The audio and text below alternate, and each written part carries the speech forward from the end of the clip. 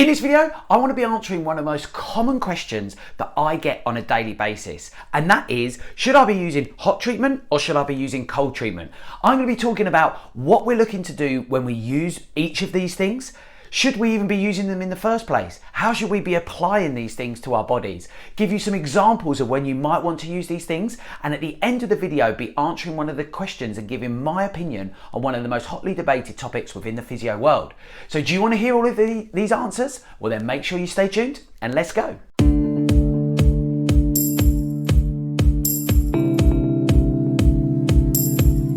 Checking out the channel. My name's John, head therapist here at John W Sports Injury. Now here at this channel we want to do three simple things. We want to help you to understand your body so that you can be removing any pain or restrictions that you may have, ultimately to achieve your sport, exercise, wellness goals. So if that sounds like some content that you want to be a part of, make sure you hit the subscribe, then the bell notification, because that way you'll be alerted whenever I bring out a new video. But let's dive into this great topic because it's something that is asked of me on a daily basis, which is, should I be using hot or should I be using cold for my injuries? So let's talk about the benefits that they may bring and why we're really looking to apply these. So if we start with heat, well, ultimately, when we're looking to apply heat to an area, we're looking to increase a blood supply. Why are we looking to do that? Well, by manually pushing a blood supply to that area of the body, what we might find is that if we've got tight or restricted muscle tissue, that increased blood supply can help to increase the flexibility, pliability, and overall looseness of that area. So if perhaps we have an area that we feel restricted in, we feel that we don't have that flexibility or movement available, then adding heat to the area can increase that blood supply and overall make that tissue feel better. But what about cold therapy then? Why are we applying cold therapy, which is in direct contrast to the heat? Well, when we're applying cold, we're looking to do the opposite thing in some ways, which is to calm down the blood supply to the area. Why might we be doing this? Well, this might be if we're looking to prevent or reduce inflammation.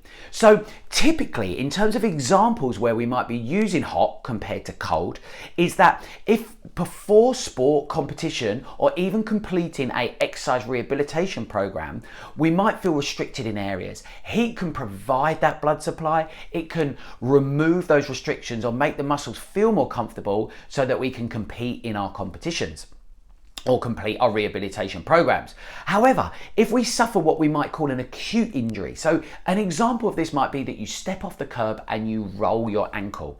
What might happen here is that we will get a big inflammatory response from the body, lots of inflammation, and we may want to calm that down with ice. And again, with ice, I often recommend that this be used as a nice natural painkiller because it can numb an area and overall reduce the pain. But the important thing that I want us to realize from this video is that we don't need to think of these things as being mutually exclusive. We can definitely use these in combination. And in fact, my most common answer is to use these in combination, but we want to be thinking about the purposes and what we're looking to achieve. So as a rough rule of thumb, I often talk about using heat before and cold after. So let's think about somebody looking to start a rehabilitation program. So they've decided they want to do their stretches and their exercises.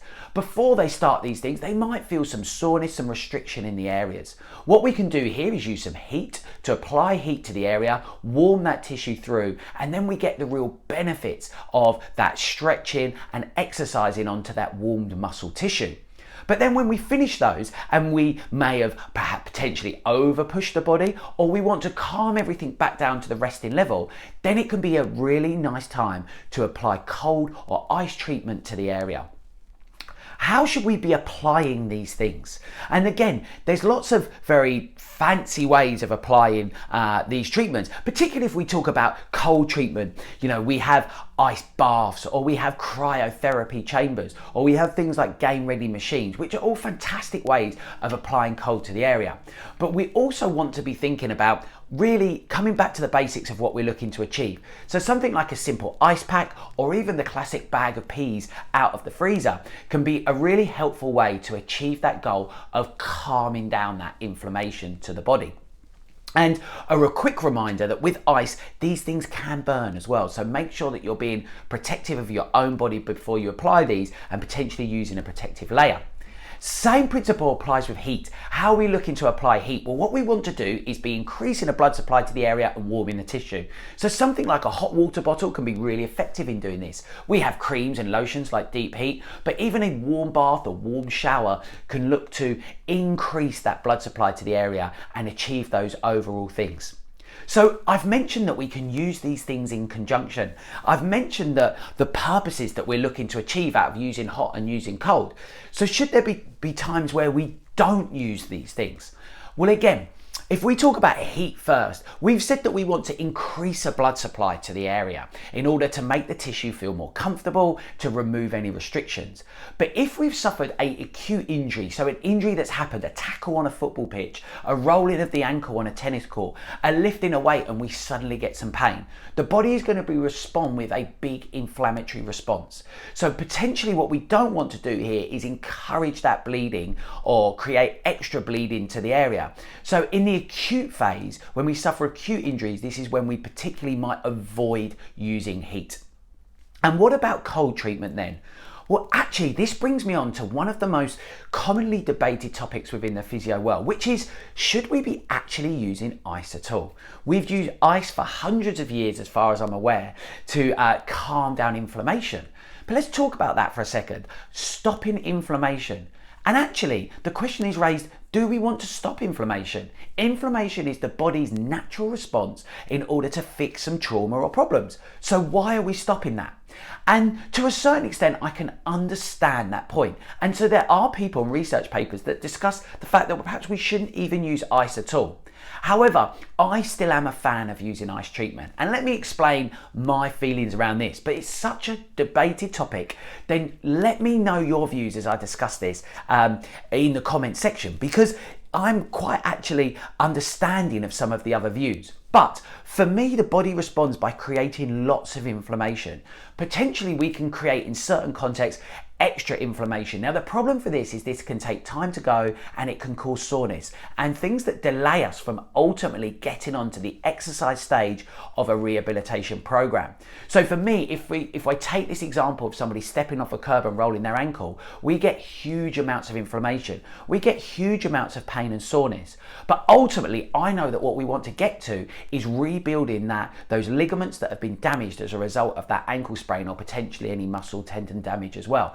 And this ultimately comes when we're free from pain and when we're able to do the required exercises in order to strengthen and increase proprioception and the things that get us back to being normal. So for me, ice has a helpful part to play in that. Those things that we do in the early stages can be really vital to, one, helping our initial pain, which we always like, but two, getting us back into the final stages of rehabilitation further down the line.